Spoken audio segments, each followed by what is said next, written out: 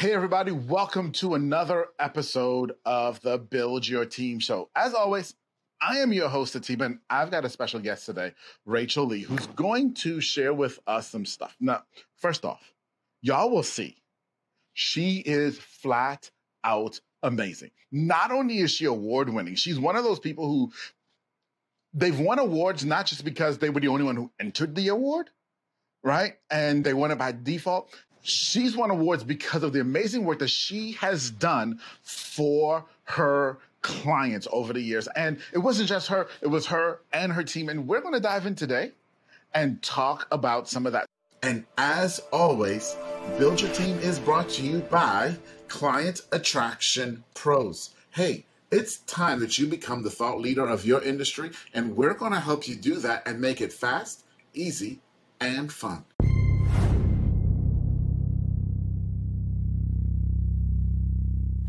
So, Rachel, welcome. What's up? Great to be here. It's a pleasure. Now, I was going to start somewhere else, but I got to say this because I forgot. You're in Austin, right? And so it's uncanny to me that we run in the same circles. And in the last 15 months, I've been to Austin like 7 times. We haven't seen each other. We've not run into each other. We didn't run into each other until Social Profit Lab, that summit, which, by the way, if y'all have not watched, y'all need to go get Social Profit Lab. It was amazing, right? We didn't run into each other until then. I know. But welcome. Thank you so much for having me. And now we need to see each other when you're in Austin next. Well, I was supposed to be there tomorrow, but I'm not going. Okay, that's fine. I'll be in Austin in September. All right. Okay. Early September. So we got a date. Hopefully. Yeah, we got a date. I'll be very pregnant. It'll be perfect. We'll get some tacos, some queso, barbecue, whatever. Listen, so Terry Blacks, and then, I don't know, this is Build Your Team. We're not even talking about that yet, right, y'all? But Terry Blacks, if you get to Austin, you got to go to Terry Blacks. And then there's another place that someone took me, Chase Cohere. If you don't know Chase in Austin, I got to introduce you to Chase as well. It was in a freaking gas station. Ooh. For tacos, barbecue. Barbecue. The weird, like the small nooks are always the best here. Well, it has multiple locations, right? Okay. And he said, Rudy's? Say again? Rudy's barbecue? It might have been. I got to look it up. He said, in his opinion, it was better than Terry Black's. And you know what? Good grief, it's hard to choose. But anyway, y'all, let's get off of food because we probably could talk food all day long. Yeah, we right? I want to take you back, Rachel, because obviously you've done some amazing things. But I want to take you back for a moment to that time where, you know, as all of us in business, you started out and you're alone and you're doing your thing and you get to that place where it's too much and you got to bring in help. Right? And I want to ask you, what was that experience like for you, hiring in your first person? You know, it might be a little different than some of your other guests because I'm 2 years into being an entrepreneur, business owner, and I work with my husband. Most of my career was working for other companies and big companies. I worked at a marketing agency and then I was at Microsoft and Gartner. And the first person I hired was at Gartner to be on my team, supporting in that brand management, marketing support. And so as you asked me, I was like, I don't want to forget that because it was such a great way to learn. When you work for big companies and you're an employee first, you're able to really understand what it's like to be on the other side of hiring.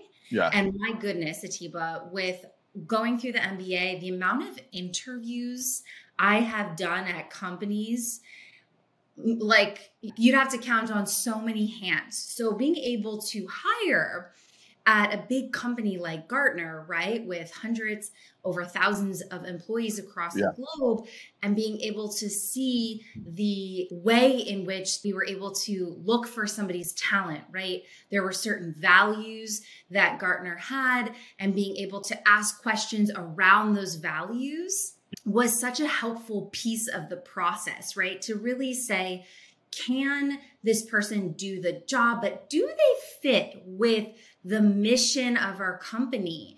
And so that was such a great learning experience, in addition to the fact of just having an HR manager, right? Being able to see what it was like to look at a resume and then immediately go onto somebody's LinkedIn profile, right? And, now what we do at Standout Authority, and I was actually doing this after the MBA, supporting job seekers. And now with Standout Authority, we're all about building your personal brand. And we work more with the business owner and entrepreneur. When you're able to see what it's like to hire somebody and what those resumes really don't cover, and how when you're looking to hire somebody, we're actually looking way beyond that resume. I'm like looking across the internet, and I'm really looking for that cultural fit. And, with TIBA, with so much great conversation, especially over the last few years around diversity, equity, and inclusion, and taking trainings on unconscious bias. And there's just a lot of things you really need to be aware of as you're interviewing to make sure that you're not, seeing somebody like you. Right. And falling for that person because you're jiving with them, but can they do the job first and foremost? So I think between being at the company and getting that value-driven hiring, and then now with Standout Authority, as we look to hire people, I would say that I've become less structured, right? And because I am looking, our COO is more structured. So when she goes and gets those first, kind of gets people, and then we kind of come in to do more of that. Is this person the right fit? Can they do the job? I'm really looking, do they understand what our mission is? Are they going to be an advocate for my company? Are they going to be able to do the work? Because I need you to do the work, but are you going to go above and beyond? Do you have that in you? In you, yes. Okay. So first off, beautiful answer. And oddly enough, it's not that different, believe it or not, right? And because one of the things we talk a lot about here is hiring for fit and understanding people have got to fit. And so you had structure in the corporate environment that helped you figure that out and kind of see it, right? Process. Because that's what big companies do, right? Yeah. They're the best at it. Exactly. Or the worst, depending. Yeah. They're the best at creating lots of bureaucracy and process. It could be really crappy or really good. Right. But now you said it was your COO. She's going through and she's chopping down people who just, we know they can't do the work, so that you can still figure out, hey, do they fit? Yeah. Right. And so it feels less structured, but it probably is, still has some level of structure. Definitely. It has less red tape. Yes. Oh my gosh. That's the best part of small company. When you create your own business, you really get to create those guardrails and you get to create what you want out of the people. Yeah. So let me ask you about this, and this is something that I love to hear people's perspective on, because so many people see it differently. And that, I believe, for our audience is really the key, because everyone sees this differently. How do you determine fit and culture and some of that? Like, you listed a core value in there of you expect that they're going to go above and beyond, and you want to know that they have that in them, that that's their personality. Mm-hmm. How do you pull that out? How do you see that from someone? What are your markers that you're looking for? Okay, such a good question. So simple things to me show their capabilities. How you show up. Remember, branding lady boss here. Mm-hmm. Mm-hmm. Mm-hmm. So when we get onto the Zoom call or wherever it is, how do you introduce yourself? What kind of lighting do you have on? What are you wearing? I'm looking at all of the impressions that I'm getting immediately. Yes. Because I'm seeing how you present yourself. Yes. Because that's going to be how you present yourself in front of my team and in front of my clients. And that's the best version of it, what I'm seeing today. Right. So I would say, because of my training, I am I am going to be more picky, right? Mm-hmm. So I have to also not be like, give them a benefit. They're 22 years old. You know, like, especially when you know Atiba, when you're the Gen Zs, you know, it's really been different. Different way of getting into the workforce. And so I'm really sensitive to that because I still work with the students a bunch at UT and I help coach. So I'm very sensitive to it. But I have to say, Rachel, don't be judgy here. So when you say, how do you sense fit? I'm looking for those, how are they showing up? Not just the words. Yeah. It's the entire presence. Did they send me a thank you note? Did they connect with me on LinkedIn with a personalized note? When I ask them about, tell me, why do you want to work at Standout Authority? If you tell me something off my website, I assume you're reading my website. I want to hear, like, you know, I was reading about you and Josh, and I love this post, and da-da-da-da. Like, I want to know that you've done your research. Yeah. Because we're a people company. We need to do that for our clients. We're branding. So those to me are indicators of the kind of capability that they have beyond just like, okay, I need you to be really good at project management. Because I haven't even started to dig into, can you do the work of the job? Right. I'm laughing hard. I really am. Because of something that happened yesterday. Oh, good. Okay. So one of the things in our process is there's a lot of communication back and forth through email before you get an interview. Okay. And this particular individual who we had liked up until this point. Oh, gosh. Yep. The email response was, I do have a couple questions for you, which I love. Great. Because we're big into asking questions. But the question was, can you tell me more about your company? Oh, God. Oh, my gosh. No. And, you know, let's say for a moment, a whole lot of things aren't true that should be true. My name is one that if you Google it, you see everything. There ain't that many of me. Yeah. And I almost just wanted to sarcastically respond with, ever thought about Googling who you're talking to? Yeah, that's really bad. It's a really, like, that. Wow. And via email too, nonetheless, where it's like documented. You know, like that would be bad on a call, but at least it's not in black and white. Which is another big one for me too, Atiba, is that communication via email.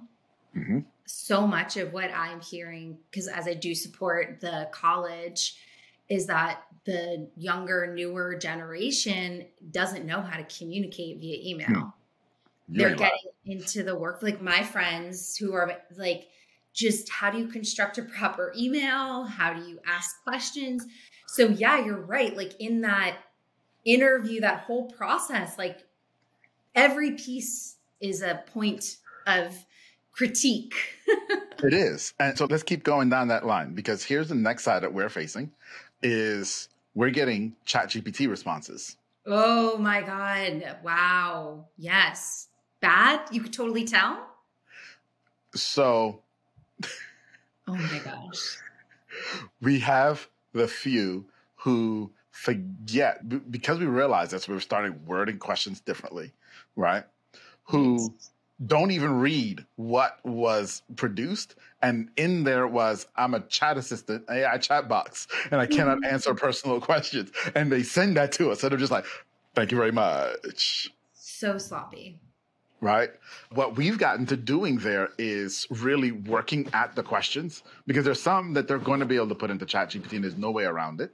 And there are others, especially the experiential questions, that they can't, right? We're really try to take something that they said and then ask them a pointed question about it that you have to answer from what you actually did.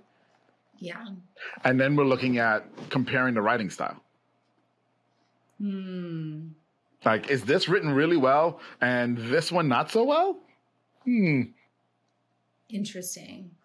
But it sucks. And doing that also live. Like, I feel like a big way to combat that is like having those live conversations where you can't. Well, you can't fake it. Make them go on a video, like send a video recording. I mean, you still could get ChatGPT, but at least like, you know, if it's natural or not. So we've also included video. So for all the jobs that we hire now, we require that they send us video. Okay. Depending on the position, we have a series of questions that we ask. And one of them that's my absolute favorite is, tell me about some of the favorite things in your life that you do. 3 minutes, minimum 3 minutes. And you got to tell me about it. You can't stick that in ChatGPT. Yeah. Right. And I also put in there, and we'll be tracking to see if you're reading. Yeah. Right? I'm watching your eyes. Yeah. Yeah.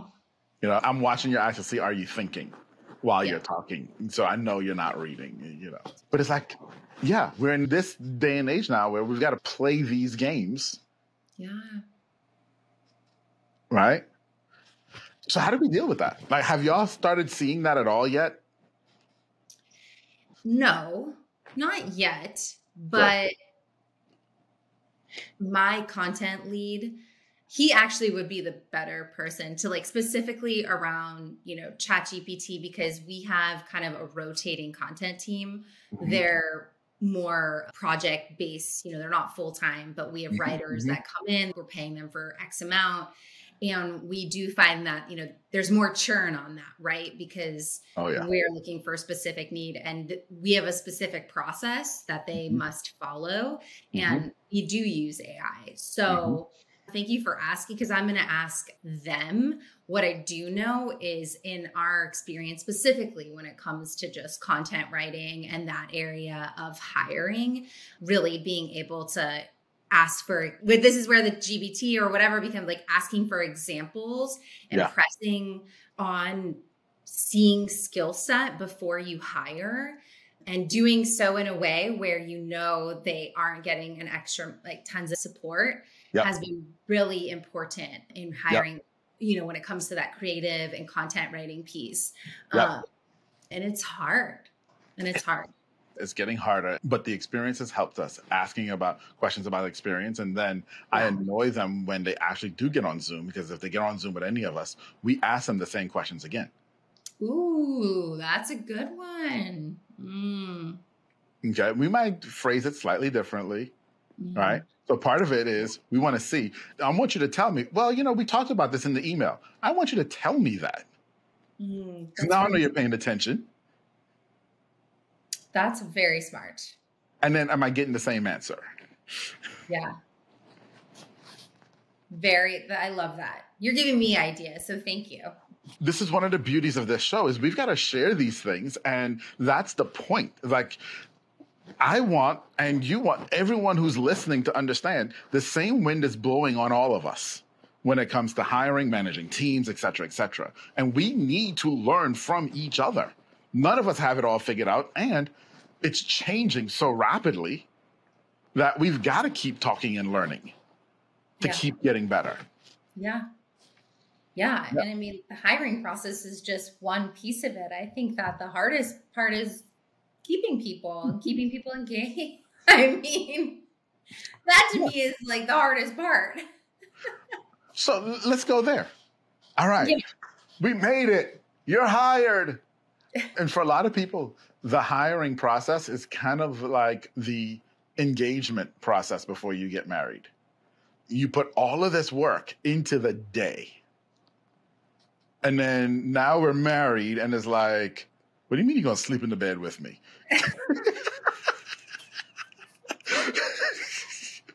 Right? And it's like, okay, now we need a relationship, y'all. Right? Yeah. So what are some of the things that you guys do, whether it's the onboarding or ongoing process, with building that relationship and the community within your team, especially with a revolving door in like one area with the content writers? Yeah, oh my gosh. I mean, so there's the standout authority, but then my just personal experience of being an employee and being hired and onboarded. And so I've had really bad onboarding as an employee where you're really just thrown into the fire, you know? Yeah. And nothing is set up for you. It's like first day you get computer and it's like, okay, you know, See you picnic. yeah, you're like, okay, what's coming for, tell me what to do. So I've learned that's not what any person wants. That like the first 90 days of an experience with a company is so important. The best onboarding I've received was when I had a roadmap set up for me, right? I had multiple calls and meetings set up with team members. I had documents of like, here's what you should review, spend time doing this, right? Like, yeah, I had a plan in place. There was a journey for me to take. There was an expectation. And I felt really welcomed with that, right? Where I knew I was meeting people. And that's the most important piece in the beginning is just getting a lay of the land. And actually, I remember one of the best things, Atiba, now that this is coming to my head, when I started my internship at Microsoft, because I did it during the MBA. I got the MBA internship at Microsoft, which is awesome. Really big deal.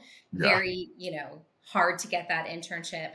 And my manager was named Brad. And first day he had, here's how I'm envisioning your 3 months. First month, here's the plan, roadmap, everything. And which was amazing as an intern because, you really got to hit the road running. And he gave me a thing of cookies. He had handmade cookies. And he sent a note to the whole team and he said, Rachel's new, welcome. She's going to be with us this summer. Come grab a cookie, introduce yourself and say hello at her desk. She's over here.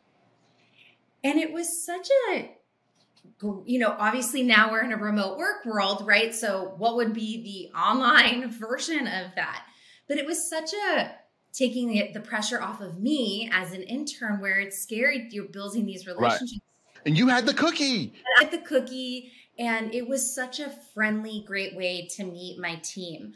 So that was just such a great example, right? Somebody really thinking about, I want this person to have an amazing experience. So I think like main things would be people need structure. Every single person, like even your highest level person that walks in, that you're expecting to create the process, they too want to know, what goals do you have for me? What are the bounds? Yes. Yeah. What's my role? What goals? What do you want me to accomplish in the next 90 days? Like you setting those expectations. Oh my God. Atiba, that's one of the biggest pain points when they're continuing to do all the work study indexes. Employees just don't feel like they have a plan and they're not tapped into the vision for the company. Yeah. Along with the vision for themselves. Yeah. Yeah. I think that piece, and guess what? It's not just the first 90 days. It's ongoing. Constantly, especially in a small company like ours, all remote, constantly saying, especially as a leader, here's my expectations for this. Are we aligned? Like constantly, level setting on expectations. Oh, huge. Absolutely. Couldn't agree more with you there. Do you know Amara Omaregi? How do you spell the name? Well, first name Amara, Amara. I need to look up. Okay, I'm not sure. Okay.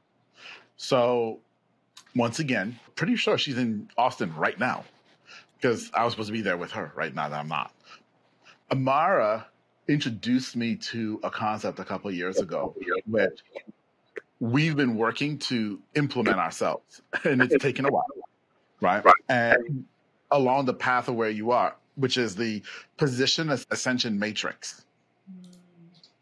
And so there are 5 levels, right? All the way from novice all the way up to director of a position, right?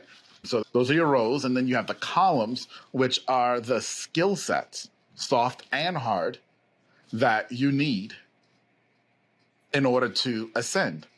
And that obviously makes cells, right? Yeah. the cross sections, and you get rating on 1 to 5. And so you could be a 5 on something over here on this skill, but a 0 on this one, and that keeps you at the novice level, even though you have a 5 score here.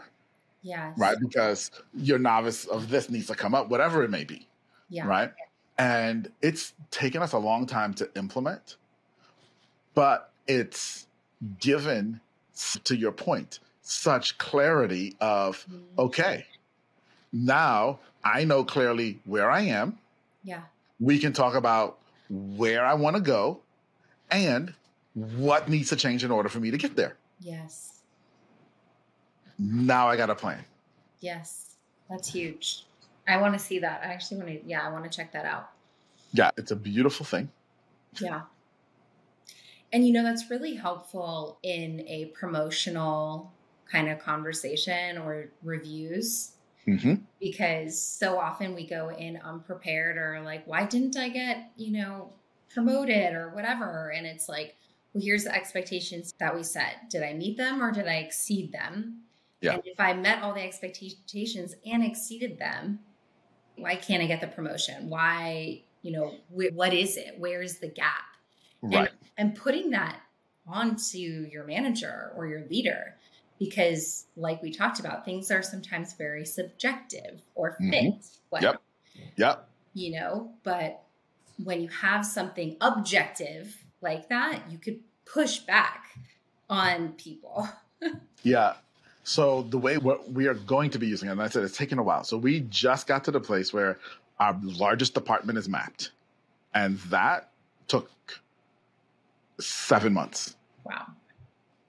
Okay. So this is not an easy undertaking. And by the third quarter of this year, we'll be on the way with that department, and we'll be doing quarterly reviews with everyone in the department using this, right? And we're going to be bringing in something from Ryan Dice in that as well, which is he doesn't call it this, I call it this, the 360 review. So it's, you get to do your position ascension matrix for yourself and say, this is where I believe I am. Your manager gets to do it. Your peers get to do it. And if you manage anyone else, they get to do it. And now we get this picture. Yeah. Which, to your point, starts to help that person not feel like it's just this manager or one person. Yeah. Right? I feel like I'm a 5 on leadership, if that was one of the skills. Yeah. And everybody else has me at a 2. Yeah, that's awesome. But that's how I remember clearly at Gartner when we would go into reviews. I think we did them pretty often, quarterly or half. I would be able to put in who I wanted to get feedback for me. And then my manager would get feedback from other people on me. So, and then she had her own opinion. So then, to your point, it was just like that, right? It was like, I wanted people to vouch for me. She wanted to get up, not Rachel asking. Yeah. So I think that's really amazing and effective, especially as you have a larger organization. Absolutely. And I like that too, of asking them, who would you want to vouch for you? Hadn't thought about that. That's good too, because it gives a slightly different perspective as well. Yeah. Right? Yeah, that's good. I like that too. Thank you. Yeah, you're bringing out all this good stuff. I don't talk about this stuff very much. This is great. Well, thank you. This is great. And that's a lot of the point here, right, guys? Is like, we want to share with you guys these experiences because we know you're going through stuff. Yeah. And we've been through. And like Rachel just said, there's stuff that we even forget that we should be doing. Yeah. That's helpful, right? And that's why we have these types of conversations, because the same wind, I said this earlier, the same wind is blowing on all of us when it comes to hiring, managing staff. Yeah. All the way around, whether you started in corporate or if you started as an entrepreneur on your own, wherever you are, it's all the same wind because you're dealing with people. Yeah. Yes. Right? And they're still people. Yeah. Right? Are you guys 100% remote? Yes. Okay. Contrast that for me from a management style perspective for a moment. of what you had at Microsoft. And by the way, make sure I get the name of that old boss of yours. I want to go see if I can get some of those cookies. What you had at Microsoft, which was very in person, Gartner, which is very in person, I would assume, and now here being all remote. I know you were an intern at Microsoft, but still, contrast that how life has changed from a management perspective, in person versus virtual. Yeah, I mean, there's a lot of layers for me to answer this question. So I actually, when I was at Microsoft, I was there full time. So the internship was just the beginning. Okay, great. But I actually negotiated at the time to work remotely when the company was very not remote. So I can move back to Austin and pursue my relationship, which is a whole different conversation when you talk about getting what you want and, you know, creating a journey for yourself. So I was a remote employee while most of my team was in Seattle. Okay. And in that dynamic, and that was at a time where it was like Microsofties were still not putting on video. Oh, yeah. Like video was not a thing. Mm-hmm. You know, Skype, Teams was just rolling out and it was like Skype and definitely not on video. So imagine being that remote employee in that instance where everybody's meeting in person and you're the remote, right? So I know that feeling quite well. And then when I was at Gartner, we went into the office, but then COVID happened and then everybody became remote. So that, and at Gartner was really interesting because our team was in Arlington. It was already across the globe. So it was actually camera up all the time. A team Gotcha. up. Even if we were in a big meeting, we knew we had people in Arlington and in Spain. So everybody would have computer up and camera on. Gotcha. Which was a beautiful practice. Weird in the beginning for me. I was like, why am I, I'm here in the meeting. But it was a beautiful practice, right? To just really create space. Yeah. For everybody, no matter where they are. Yeah. And so now I'm running a team and fully remote, and we have people in different countries as well as across the United States. I would say I'm very used to working remote at this point. I've had a lot of experience. I think that creating culture and intimacy and vulnerability and attach in a remote environment is really, really, really challenging. And especially for the people that are not, for the person that's not reporting into me, mm-hmm. They're younger, the social media manager, whatever the case is. So they're not getting a touch point with leadership, so to speak, even though we have like pretty flat structure. Josh and I are the top. And I think that's really hard. I feel like it's particularly hard for the new generation coming out of the workforce, their first jobs. That to me is where I feel the biggest pain point in a fully remote workforce. I really do. Yeah, I can second that emotion. We've had to make the choice that we can't hire them. Yeah. There was a point where we could, right? But we're somewhere over 20 people on our team now. Are you guys fully remote? Fully remote. Yeah. We've been fully remote since 2011. Yeah. Right. So it's been a long time, but this is the biggest the team has been. And there are people that I don't talk to at all. Yeah. Right. Like I interviewed you at some point and I liked you enough to hire you. I don't even do onboarding anymore. Right. And then you get onboarded by a chief of staff and then you're off to your manager and I may never see you again until we have one of our team events. And we're about to hand over even the interview process. Yeah. Yeah. And we had to make that unfortunate choice that we said we can't hire the newbies anymore because we don't have the structure to support them. Smart. I think like if you can do that and you have, because there's a lot of factors that go into that, right? Whatever kind of people you're hiring, the talent, that's smart because the being fully remote is hard for everybody. I still work with Microsoft and, they have a hybrid workplace and now they do want people back more in the office. And like, it's kind of a shit show everywhere. So it's almost like the people like you, right, that have been fully remote. You're like, I get this. I know how this flows. And fully remote's like, at least it's fully remote. Like, here's where we're at. Right. The hybrid sucks. Hybrid. It's like really challenging. And like my neighbor across the street I won't say the company actually, they now want everybody back in the office. But like most of the people don't even live it. And her team is just like, why do I need to come into the office? Nobody's here. Right. So yeah, I mean, I think at Atiba, like our job, like we've been saying, right, it's about people and we definitely don't get it right most days. But I think the biggest thing is constantly letting people feel heard, constantly letting new ideas come in, being open to change, and appreciating people. Like how often when I know I've been pushing on, because we had a launch, like I'm pushing and just saying, I know this is a push. Thank you. I appreciate you. Go take the time, yes, go take the rest of the day off. Like those little things go so far, just recognizing people, especially in a remote environment, doing that on your Slack or Teams channel, like shout out to the hard work from this team or look at this amazing post that we generated, just constantly keeping that going because people are people and we want to feel appreciated. Yes. We want to feel loved. We want to feel connected. Yeah. And if I could add to that, I'm not going to take a darn thing away from it because I think you're absolutely right. If I can add to that, it's also the other side. And I'm looking at myself right now in the mirror. There's a mirror in front of me. I'm actually looking at you. I'm just looking at a mirror right now.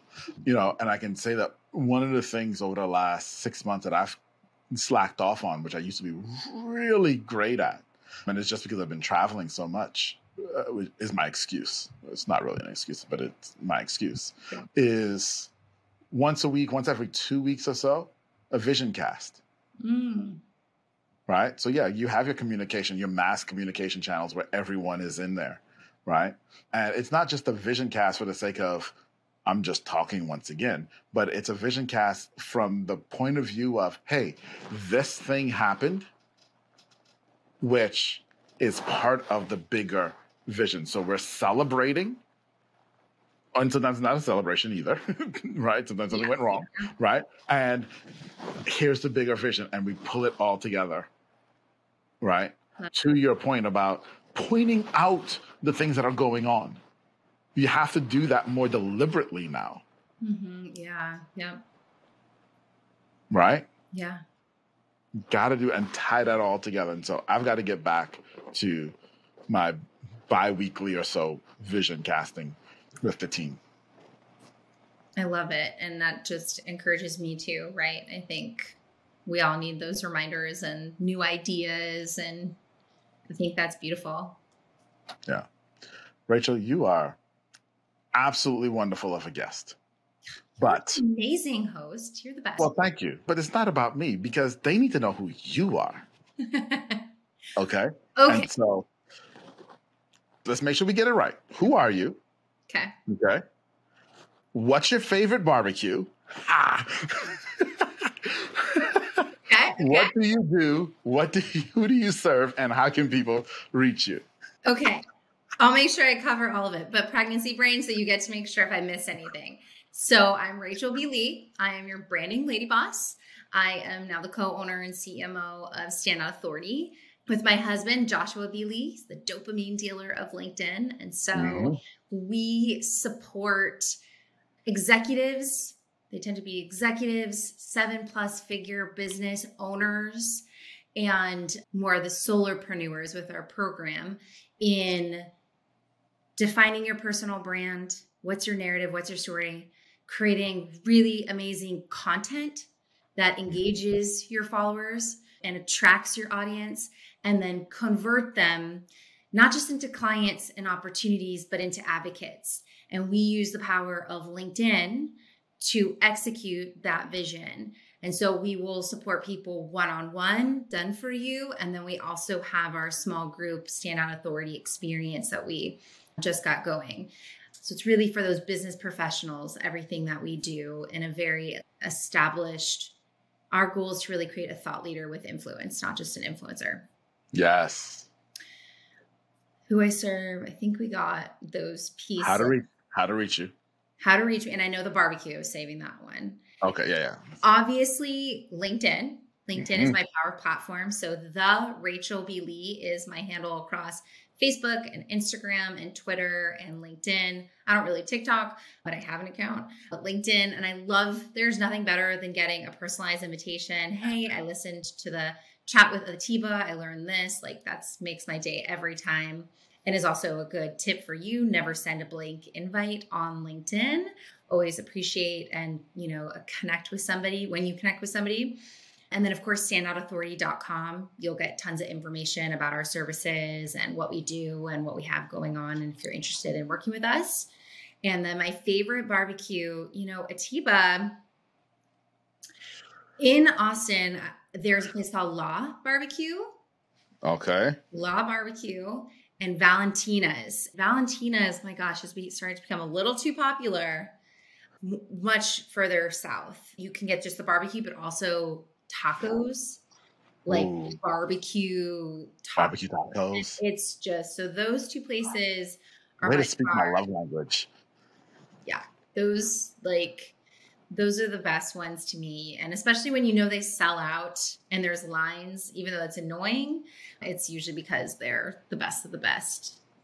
Yeah. And I'm trying to find the place that I told you about earlier, if I can, while we're here. Hold on. Rudy's. Yeah, that's what I said to you. I knew it. Yep. Rudy's. You are right. Okay, I'm going to tell you something. If you think Rudy's is amazing, you're going to be like Valentina's and Law Barbecue are like next level. Okay. So Rudy's is like, I hate to say it like this. It's really good, but it's like, what's like Five Guys burgers? Like what's a really good, you just know it's going to be good, but it's not like the best of the best. Yeah. That's how Rudy's is. Always good, reliable barbecue, but there's like the top notch. All right. Well, we're going top notch next time I'm in Austin. Now, almost tempted to try to get to Austin tomorrow just to do this with you and not wait till September. Please. No, but seriously, this was great. This was fun. I don't even know how we're ending the show. We got off.